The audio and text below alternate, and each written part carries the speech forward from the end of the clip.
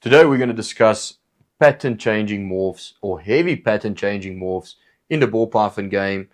All of these genetics play somewhat a different role in combinations and affect the patterns and the coloration quite a lot. But today we're going to look at specific genes which makes a drastic change in the certain combinations. So here we've got a plain zebra female, and the nice thing about the zebra, it reduces the pattern and cleans out all of the alien heads that the normal or wild type ball python in general has got. With the zebra, you guys will also see it's got more of a blushed out head stamp, but the pattern is where the real key characteristics of the zebra lies. As you guys can see, it's got this clear banding, almost looking like the zebra patterning. So a real awesome animal, and today we're going to discuss the zebra project along with a few other projects and what is the future of these genes and what other codominant and recessive genes we can add to these projects in the near future to even disrupt the pattern even more. So here we've actually got one of the first hatchlings of this past season. This is a zebra and he is 50% head for this ghost and hypo. Just wanted to show you guys the comparison between the older zebra and the younger one. So with this project going forward, as you guys can see, it does reduce the patterning and it cleans out the combination quite a lot. But I think going forward, there's a lot that we can do with the project. So I think going forward in terms of changing the pattern, I think confusion would work great in this project. Hurricane would work exceptionally well. And I think even projects like Blackhead, Super Chocolate, and those combinations, just to reduce the patterning and even disrupt the patterning in the near future.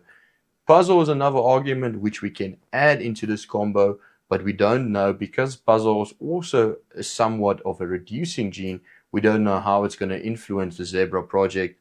But I think going forward with the zebra project, it will be great to try and disrupt the pattern yet again and also make the pattern more defined.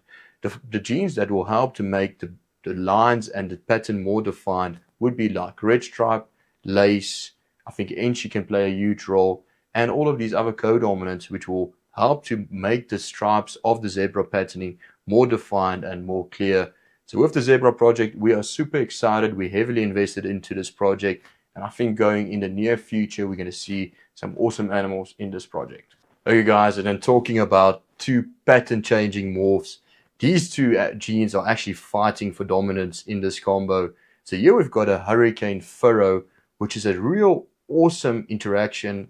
I've never seen, okay, of course the super hurricanes has got a very similar interaction with the hurricane swirls and the heavy pattern dominant pattern that this animal's got.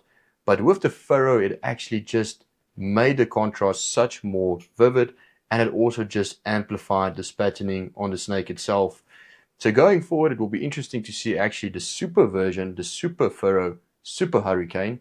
I think that will be really crazy, and I think the amount of pattern that the animal will have will be really great. So this is actually an animal that was produced by BPM Reptiles here in South Africa, and we're super excited to work with this male. He doesn't have any recessive genes, but he's actually a great base for our projects going forward. So yeah, awesome animal, and as you guys can see, is two heavy pattern mutations. So here's just another hurricane animal. This is a hurricane yellow-belly double-head DG clown. But I just want to show you guys the huge difference that furrow actually made into the hurricane combo. As you guys can see, this combo still has the hurricane swirls. It's not as predominant as even a plain hurricane. I think the yellow belly plays definitely a role in like changing up the hurricane swirl patterning. But as you guys can see, two heavy pattern mutations coming to each other or in the same combination actually does extremely well. So with the hurricane project, I think there's still huge potential with going it as it's still a granite type of gene, and going forward with it, adding it to different recessives. We haven't really seen a lot of puzzle combos in hurricane. We haven't really seen a lot of desert ghost combos. So the surface is only also scratched with this gene, and Hans Werner, who originated this gene in Europe, did a fantastic work of promoting this gene. And yet again, like I've said in plenty of my videos, I think line breeding in the ball pythons has definitely got some role in the genetics of the animal itself. And I think with the hurricane animals, Hurricane, Trick, and Blitz has been proven genetically to be the same. but I still believe the Hurricanes has got a better interaction and a better expression. So an awesome animal, and this is one of our breeder males, so we should see some babies from him shortly. So here we've got our monsoon male, and I suspect him actually to be a monsoon sugar, but we'll see that in the near future. And this is probably one of the ball pythons that took the whole ball python industry by storm. I think we are used to seeing pinstripe interactions being so rapid, but we've never seen actually a recessive animal make such a huge difference in terms of the patterning. So with the monsoons, Antoine of DPR Cold Blood, he actually produced an OD yellow belly monsoon, and what an incredible animal.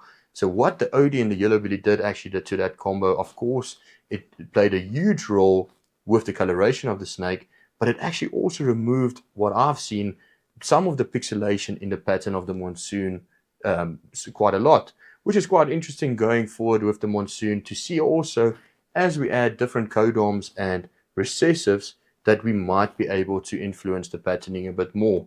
So with the monsoon project, we recently got into the project, and I think going forward we're going to have a few ongoing projects with this animal. He's going to start off most of our projects going forward, and I must say I'm very excited to raise this male up.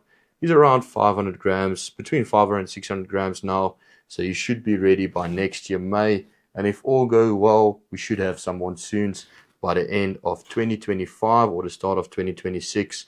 So really exciting to have this male in our collection and taking it to a different perspective. So the next gene I want to cover is confusion. This is not a confusion now, but I want to show you guys the interaction that confusion has got with leopard and the drastic changes that it makes into leopard. So this is just a leopard double a DG puzzle, and if I flip her around, you guys will see she's got a clear belly. There is some patterning on the belly itself, but it's for most of the sake it is a clear belly. But once we add confusion into this project, we have a different ball game. So let me show you guys that animal. So here we've got a confusion leopard head clown, and as you guys can see is we still have the leopard patterning. Of course the contrast is a lot more darker and the patterning is much more defined, but the real interesting interaction between confusion and leopard is of course the belly. So if this female allows us to show her belly properly, you guys will see what I mean. So this is just confusion and leopard interacting with each other. This is predominant with all confusion leopard combos. When you add clown, unfortunately the dark belly gets lost. But as you guys can see, is a simple codominant mutation like confusion interacting with another codominant mutation has got a huge difference. So with confusion going forward, I think yet again there's still plenty of the potential that we can see with it.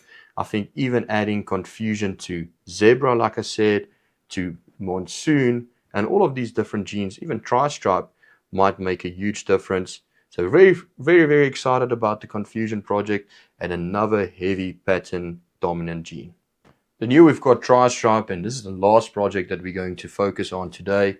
Even though tri-stripe has got the three stripes running down the dorsal patterning of the animal, I think the true potential of the tri-stripe gene is really to disrupt the pattern and really broaden up and, like I said, just disrupt the pattern and bring out more patterning in the tri-stripe itself. I know the GHI and the GHI Mojave tri-stripes have been produced, and those were real stunning animals. It really disrupted the pattern of the tri-stripe. So going forward, we haven't actually added a lot of codominant mutations to the tri-stripe project. We do have a few odds and ends, but we've actually focused mostly on double recessive projects with the tri-stripe. So some of the females that we are growing up are actually Desert Ghost double head for hyper tri-stripes, which is actually the daughters of this male, and hopefully in the near future we'll be able to reproduce a spot nose Desert Ghost tri-stripe hypo. I think that will be a real awesome animal.